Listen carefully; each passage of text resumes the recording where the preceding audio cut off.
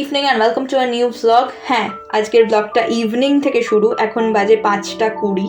তো ঠিক ইভিনিংও বলা যায় না, এখন এই ইভিনিং হব আর কি। তো আজকে আমরা পৌঁছে গেছি পার্ক সার্কাসে, ইলাহিতে। তো তোমরা কারা কারা পার্ক সার্কাসের ইলাহি বা পার্ক স্ট্রিটের ইলাহিতে গেছো আমাকে অবশ্যই এক্সপিরিয়েন্সটা শেয়ার করো। আজকে আমরা রমজানের মাসে এসছি এবং এক্স্যাক্টলি ইফতারের টাইমটাকে মেনটেন করে আসার চেষ্টা করেছি। তবে সব থেকে ভাল লাগলো যে জিনিসটা দেখে, সেটা হচ্ছে প্রায় পুরো রেস্টুরেন্টটাই ফাঁকা। এই একজন ভদ্রলোকই বসে রয়েছেন, তাছাড়া পুরো রেস্টুরেন্ট ফাঁকা। যেটা আসার পথে আমি দেখছিলাম জ্যামজ্যামে বা অন্যান্য রেস্টুরেন্টে অলরেডি ভিড় হতে শুরু করেছে। তো আমি একটু ভয়ে ছিলাম যে কতক্ষণ ওয়েট করতে হবে, কারণ জানোই মা বাবার পায়ের প্রবলেম, তো অতক্ষণ ওয়েট করা কতটা ডিফিকাল্ট হবে। বাট ফর্চুনেটলি আমরা বসতে পেরেছি, একদম এসেই বসে গেছি এবং ভীষণ সুন্দর অ্যাম্বিয়েন্সটা। বেশ এই যে ব্লুয়ের শেডটা না, এই শেডটা আমার খুব পছন্দের। আর হোয়াইটের সাথে ব্লুয়ের শেডটা এত সুন্দর লাগছে, কম্বিনেশনটা জাস্ট দুর্দান্ত।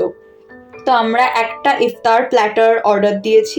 ওদের প্রচুর রিলস, শর্টস সমস্ত কিছু আমি দেখেছি। দেখে আমি ভাবলাম যে ইফতার প্ল্যাটারটাই আমরা ট্রাই করব। অন্যান্য বার আমরা আলিয়াতে শুধু হালিম খেতে যাই, বাট এবার আমরা আলিয়াকে ড্রপ করে ইফতার করতে চলে এসেছি এলাহিতে। তো রয়েছে মহব্বতের শরবত, তার সাথে রয়েছে ফিরনি। আমি জানি না কে ফিরনিটাই সবার আগে দেয়, বাট ঠিক আছে, দিয়েছে, আর কি করব। আর রয়েছে ফ্রুট প্ল্যাটার, যেখানে বানানা রয়েছে, পাপায়া রয়েছে, অ্যাপেলস রয়েছে, গ্রেপস রয়েছে, ওয়াটারমেলন ছিল, আর ছিল হচ্ছে আনারস পাইনঅ্যাপেল।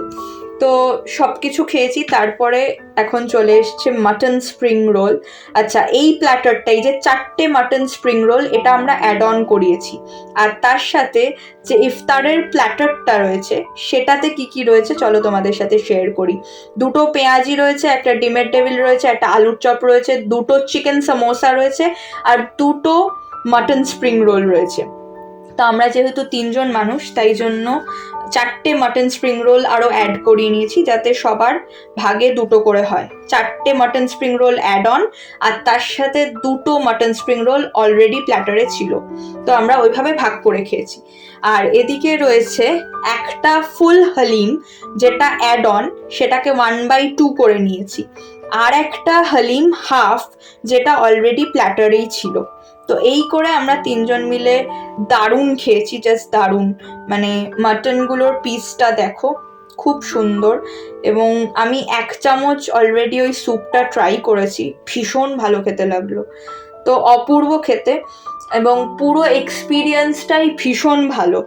ইফতারের এক্সপিরিয়েন্স আমার লাইফে ফার্স্ট টাইম হলো, অ্যান্ড ইট ইজ বিউটিফুল। তোমরা ডেফিনেটলি খেতে পারো, যেতে পারো একবার এই এক্সপিরিয়েন্সটা গেইন করতে, ভীষণ ভালো লাগবে, বিশ্বাস করো। তবে হ্যাঁ, একটা কথা তোমাদেরকে বলে রাখি, ওরা কিন্তু বিফ সার্ভ করে। সো সেটা বুঝে নিয়ে যেও যদি কারোর বিফে প্রবলেম থাকে, কারণ ওরা হয়তো একই ইউটেন্সিলস ইউজ করে বা একই প্লেটে সার্ভ করে।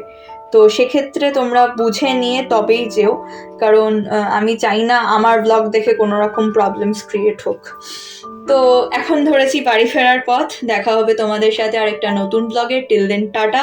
সবাই খুব ভালো থেকো, সুস্থ থেকো, সাবধানে থেকো।